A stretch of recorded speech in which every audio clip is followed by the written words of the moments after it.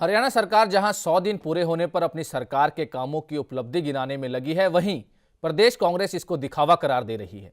कांग्रेस प्रवक्ता रण सिंह मान ने डे एंड नाइट न्यूज से खास बातचीत की। हमारे साथ प्रदेश कांग्रेस प्रवक्ता रण सिंह मान हमारे साथ मौजूद हैं। रण साहब, सबसे पहले तो 100 दिन पूरे हो गए हैं प्रदेश सरकार को, तो जिस तरह से उपलब्धियां गिनवाने में लगी हैं भाजपा सरकार, आप उसको कैसे तरह देखते हैं?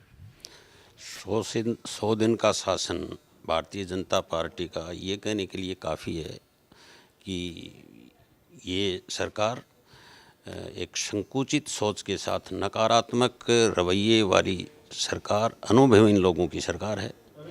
और यदि कोई खुश है तो सिर्फ एक संघी लोग हैं।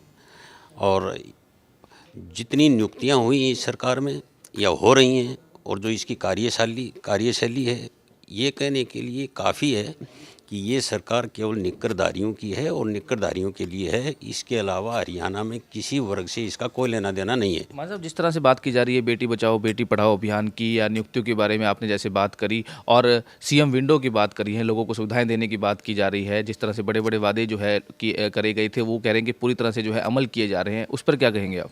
जहाँ तक सीएम विंडो का सवाल है, बिल्कुल तमाशा बन गया है। हजारों एप्लीकेशंस आई लेकिन निपटारा किसी का नहीं हुआ।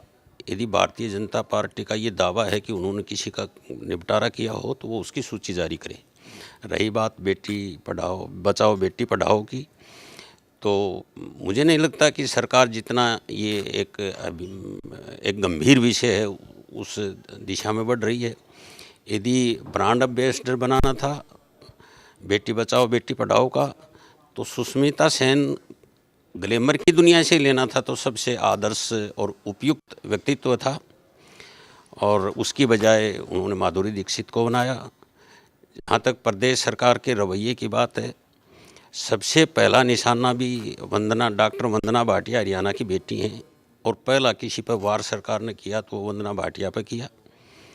और तीसरे जितने भी चतुर्थ और तृतीय श्रेणी के कर्मचारियों की बदलियां हुई हैं, और उनमें न तो इन्होंने किसी विडो को बख्शा, न जिन दंपतियों के लड़कियां थी उनको बख्शा। तो हम कैसे कह सकते हैं कि सरकार गंभीर है? और साहब, जिस तरह से बात की जाए मुख्यमंत्री की, तो वो कह रहे हैं ना खाएंगे ना खाने देंगे, और जिस तरह से स्वास्थ्य मंत्री अनिल विज ने जो है कई जगह उपचार जो है जाके छापे मारे और कई डॉक्टरों की तब्दीली, लेकिन उसको क्या देखते हैं आप, किस तरह देखते हैं? वो सब दिखावा है? ये सब बातें इसलिए की जा रही हैं कि सरकार अपनी विफलताओं को छिपाना चाहती है और शब्दों के पकौड़े उतारना जानती है।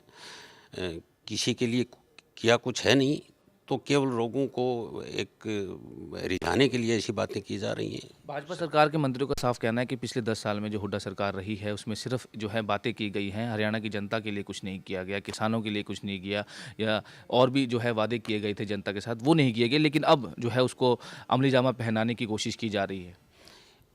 यदि ऐसा कहते हैं तो बहुत ही गैर जिम्मेवाराना बयान है।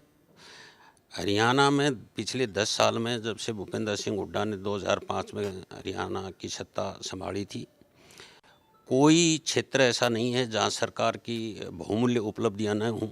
चाहे वो पावर सेक्टर की बात है, थर्मल पावर प्लांट लगे, बड़ी बड़ी संस्थाएं आई, चाहे वो मेडिकल एजुकेशन की थी, चाहे टेक्निकल एजुकेशन की थी, रेलवे के प्रोजेक्ट आए। और फिर भी यदि ये भारतीय जनता पार्टी के लोगों को नहीं दिखाई देता है तो मैं यही कह सकता हूँ कि उन पर तरस आना चाहिए इस तरह के बयानबाजी पे। तो बिल्कुल जिस तरह से बिल्कुल रण सिंह मान जी का कहना है कि सिर्फ एक दिखावा जो है वो भाजपा सरकार जो है दिखा रही है, और पिछले 10 सालों में भूपेंद्र सिंह हुड्डा जो पूर्व मुख्यमंत्री जो हैं उन्होंने कई अपने समय में जो है कई काम करवाए हैं, और उनको जो है किसानों से लेकर और भी जो कहीं है जो अमली जामा जो है पहनाया है, लेकिन इस बार सरकार जो है वो सिर्फ दिखावे की सरकार जो है वो बनकर रह गई है।